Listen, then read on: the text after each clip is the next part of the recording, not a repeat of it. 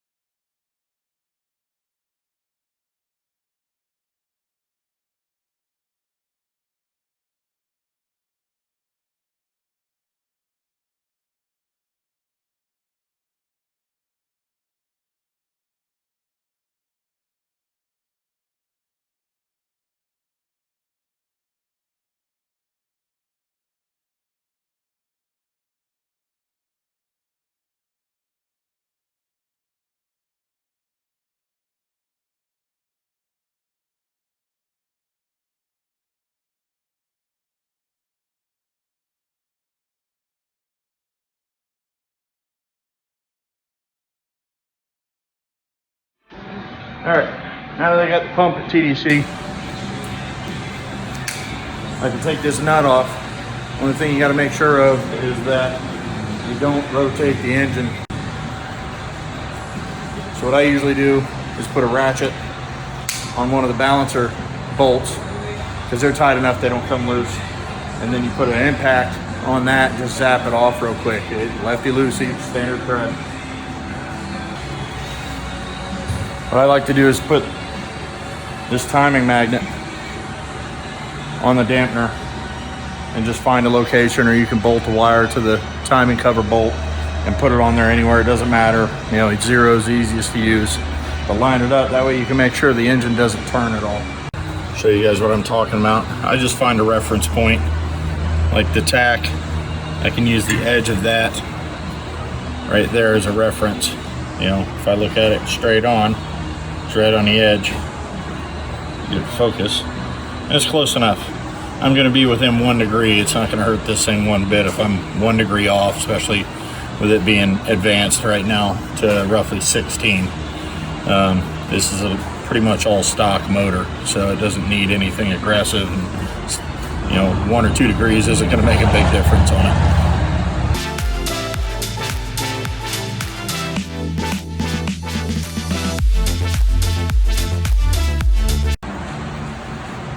You don't want to drop that down in there. So I always take a pick and shove it right in the end of the shaft. Then you either use a magnet or a screwdriver and just get it out of there. That way there's no chance of it falling down the case. Because if it does that, then you got to pull everything off the front of that motor in order to get it back. Next, we're going to use this gear puller. And all that does is go right on the top of that.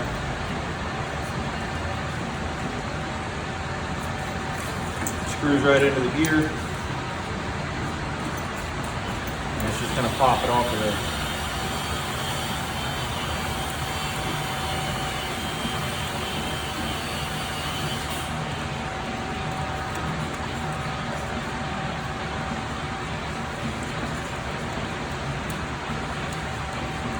You do want to make sure these bolts are seated all the way, as far as you can get them in there, and even. If you can't get them in there all the way, you want them even. You don't want to pull on this thing at an angle. See, right now it looks a little offset, so I'm going to loosen this side a little bit, snug it back up, see how it looks. That looks pretty straight.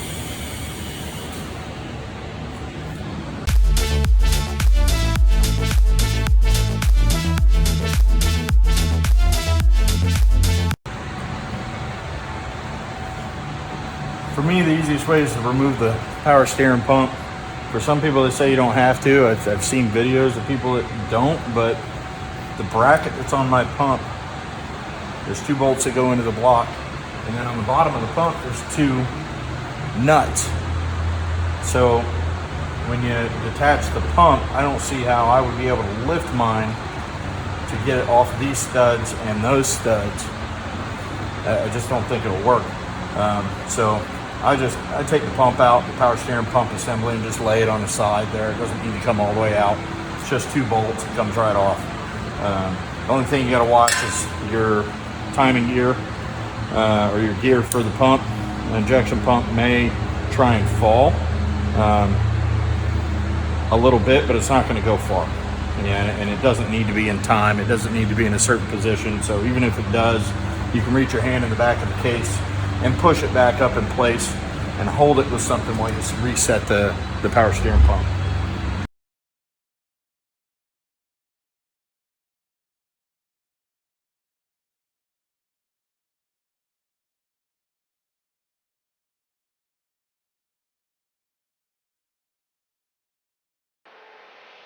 With the power steering pump out of the way, I can get to that bracket and get those 2 bolts out. Once those are out, that entire bracket assembly will come out with the whole pump. So now I just got to get the 4 bolts or nuts off of the injection pump. 2 of them are pretty difficult to get to. One of them's back there and the other one's right below it. I'll tell you what, getting them off isn't nearly as difficult as getting them back on. there's a fuel line right here that's kind of in the way. So it's really hard to get it threaded back on there.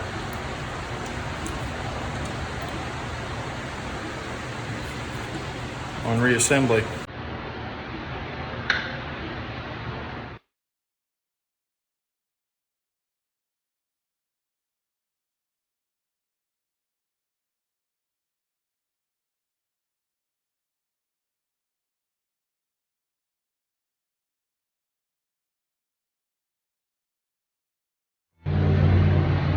One more thing I want to show you. There's an oil line on the back of the pump right there. And although you can get it on and off at the top, I found it's easier to do it at the bottom because it's right there. And it's a lot easier once this power steering pump is laid down out of the way as well. But it should be ready to come out. All right, after thinking about it, before I pull this pump, because I've never actually done it this way, with the power steering pump out of the way, I'm a little worried about how far this gear would go and how difficult it would be to get it remeshed and back up in place. So I'm going to take the puller and screw it back onto the gear. That way it can't fall. And it's going to be held right there in place.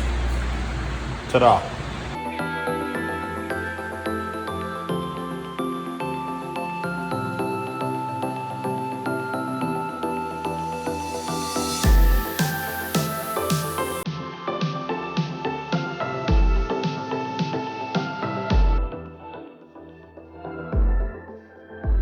All right, so when I looked at this thing with a mirror and a flashlight the other day with everything in the way, it looked like that part of the gasket was rolled up inside the block. But now it does not look that way. But you can see where it was leaking. Not on the outside, not the bolts, but right at the bottom of the cover. In the back as well. In 3 different spots. So best I can tell is the cover is just warped. So I'm gonna have to take the fuel pump, the lift pump off the block to make it easier to get that cover out. It's either that or I just pull the fuel line off the top of it. I may just do that. I don't know, we'll see. I think it's seized on there if I remember correctly. All right, I got the cover off. I'm looking at the gasket, and the first thing I was going to assume is I did something wrong. I've seen videos where people have put these gaskets on backwards. There's a tab on one side and it's flush. Some of them say outside stamped on them or molded into them, but this one doesn't. But that being said, the tab is flush to this side, so that means out. And if you look at how thick this side is versus this side. So I had it on right, the thicker side was in, but for some reason, the entire bottom length of this thing was leaking in like 3 different spots. So I'm trying to figure this out. And got it cleaned up. First thing I noticed is the gasket itself has ridges, pre-molded ridges that don't go the full length, like to each corner. It starts there, and it goes across, gets fairly bigger, and then stops way short on this side. So if I can back up, it stops right here. Whereas on that side, it stops right here. Same thing here, there, and there. Now, nothing said that there was a difference between top and bottom, so this ear could go on the other side. You just spin the gasket around, that would change the orientation of these ridges. But I don't see how that would have made a difference in my case, because it was leaking about right here, and right here. And there's no explanation for it yet. I'm gonna take this O-ring off, or gasket off, and put a straight edge on it and see if it's warped. I know this isn't a machined straight edge, but it's close enough. And there's really no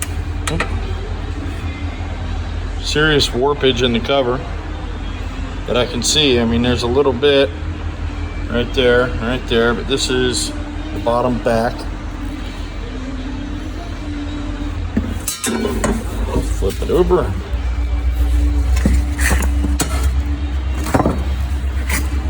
This would have been the top.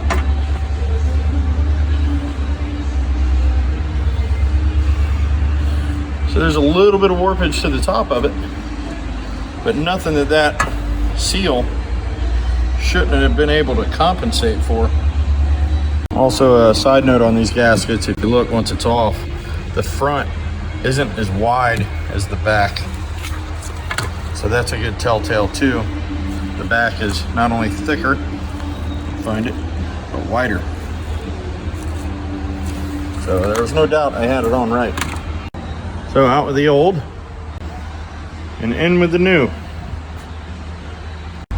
Just to make sure I get a good clean surface, I'm going to take a sandstone and clean the entire machine surface where that O-ring is going to sit. That way I can make sure there's just no contaminants or anything on it. All right, if you've never seen this, I'm not an auto mechanic, but I know how. I am a small engine mechanic by trade, or was. And I used to do this to resurface and clean cylinder heads, valve cover gaskets on motorcycles, ATVs, everything like that. But it's a small, let's see, sandstone, little square stone. And all you do is you use some cheap lube, spray it on there, soak it down real good, and rub that surface. And it'll take any of the rust, contaminants, all the stuff off. I'll show you the after when I'm done. All right, this was just after a quick minute of scrubbing on it. That sandstone. If you need, it'll get better and better the more time you spend on it, but you really don't need to. It doesn't have to look good. All it's going to do is get all the surface contaminants, any gasket material, if it was a paper gasket setup, sealants, stuff like that. It's really good at scraping that off and not taking too much material off of the surface of the engine when it comes to using grinders and sand, sandpaper, or 3M pads, stuff like that. Well, here's something I wasn't expecting. Pull the O-ring out of the package, right? Sealed up in there. No damage to it or anything. There's two ends. It's just a straight piece. Now, I don't know if it's supposed to be like that. And I know this isn't held in a bath of oil, so I guess I'm gonna have to run the gasket around and just make sure the seam's at the top. That's awfully freaking nice of them. Well, I got it test fitted in there, and I guess it's supposed to be a trim to fit type deal because it's about 2 inches too long. So I'll trim it and tuck it in there. Okay, well, I got it trimmed and tucked in there. See if it'll focus. Nice tight cut. Hopefully that works. Now the breathers, they already come with O-rings pre-made, or pre-installed, I should say. I don't see any cuts in those. There were no instructions that came with this thing. Not that it needs much, but these bolts are for that. And I'm just gonna go ahead and put a little bit of blue Loctite on them. I don't ever plan on needing to take them off again anyways. All right, got the new cover all installed. Well, pretty easy, seems like it fits really well. I gotta wait for the AN fittings to come in tomorrow before going any further. But it actually looks. Too bad you'll never see any of that. All right, got the new cover on. Everything's tight. Got the breather fittings and hoses running, just hanging there, but they're on. So now it's time to put the pump, fuel pump, and the fuel filter setup back on. All right, so when you're putting these fuel pumps back on, the OEM shit, it's a 2-piece with the water separator. They're a royal pain in the butt to get back on with the stock bolt. Reason being, because they're barely long enough to get them on, and you got to compress this on the cam in order to get this thing to start, and it's a royal pain. So what I do is I actually have another set of bolts, just a hair longer, and what they allow me to do is actually start this and start tightening it in, and it automatically compresses this, but they're long enough to reach without having to compress this first. So it gets it on there, and once you get them snugged down, you back one out, and then you put the OEM stuff back in. It works out really well.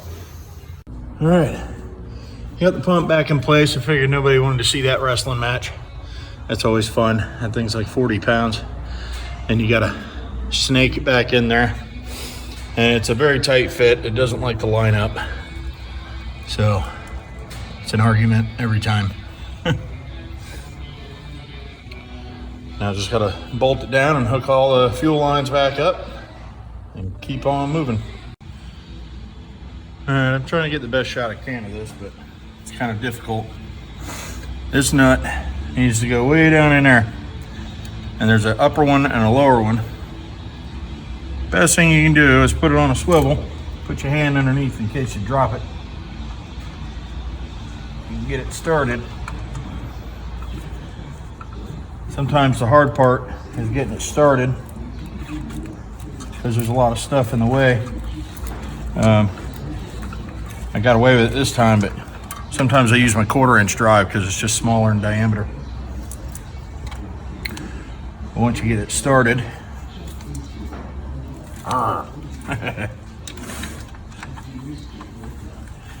it's not too bad. The lower one is the real pain because you still got to come from the top.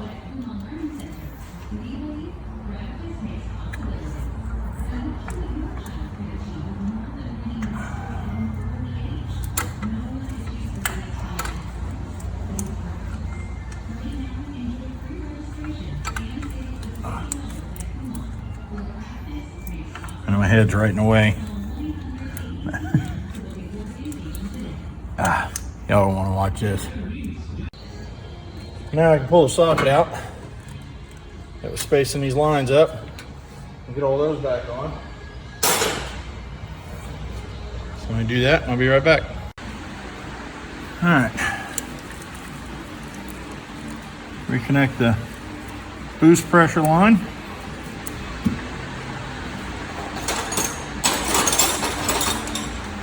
There's a 1/2 inch.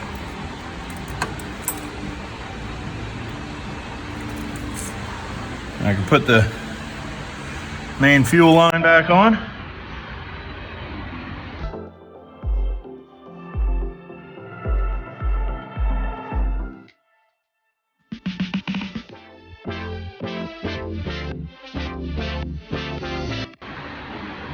What you want to remember to do along the way is bleed the fuel system. So as you're putting things back on, I like to pump, use the manual side of that pump and prime it basically as far as you can get it, because you're always going to have air in the lines. And these things are a pain in the butt to prime when the entire fuel system has been evacuated. So I'm going to pump this until it starts coming out of this main feed line, and then I'll tighten it up.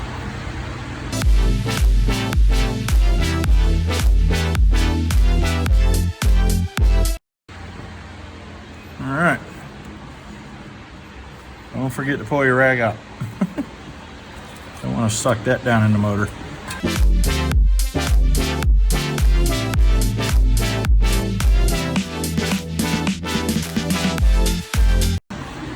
If any of y'all are looking at this funny thing right here, that is a homemade boost control. And it actually works very well. Just some pipe fittings from a hardware store, and you take a spring and a ball bearing and you put it in there. There's some trial and error. You got to cut the spring down depending on the tension of it, but to increase your boost, you literally just have to turn this nut a hair and you can gain 5-10 pounds at a time.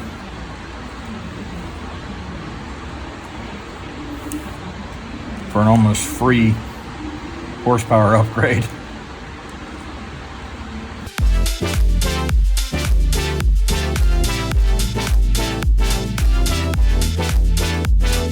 Don't forget to hook your oil lines back up.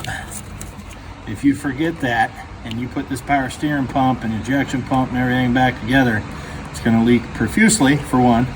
And two, you're going to have to take the pump back out, at least the power steering pump assembly, back out in order to access this. So don't forget to do that. Also, I don't know if all of these lines are the same, but this one has an angled end on it, and it can be a little bit of a pain to get it lined up properly to get that nut going. So what you can do, if you look down in there, you can see the 90's pretty much pressed against the block or the tappet cover. You can loosen it. That way it'll swivel out of the way a little bit easier. Make it easier to get the bottom started. Once you get it started, just tighten it back up. All right, so the fuel system's back on, pump's on, our steering pump assembly's on, everything there's hooked up. All right, so now it's time to reset the gear for the pump. So I'm gonna pull this cap off, double check, make sure it's at TDC. And I've got the motor set where I marked it. So it's gonna be roughly 3.5 degrees advanced from 12.5. So that's where I got the timing set. But I'm gonna double check that and then I can tighten this down. OEM, I think they call for like 145 foot-pounds or something like that. Everybody on the internet says you should do about like 160, something like that. That way there's less of a chance that it can slip and move, because there's no teeth on this. It's just an interference tapered fit. So you also want to spray this out with brake cleaner or something, and make sure it's as dry as you can possibly get it before you tighten that nut. All right, so I wanted to show you the timing mark.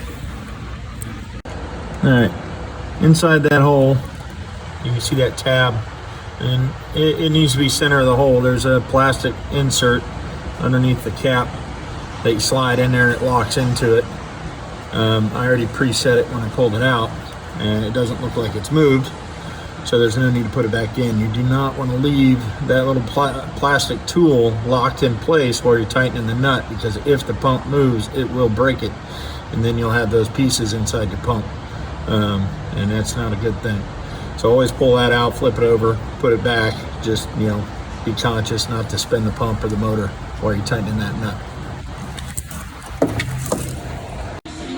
All right, I skipped a couple things, but got her all back together. Got the radiator, core support, intercooler, all that fun stuff back on, all the plumbing. Everything's done, double check, triple check, whatever. So, let's fire it up.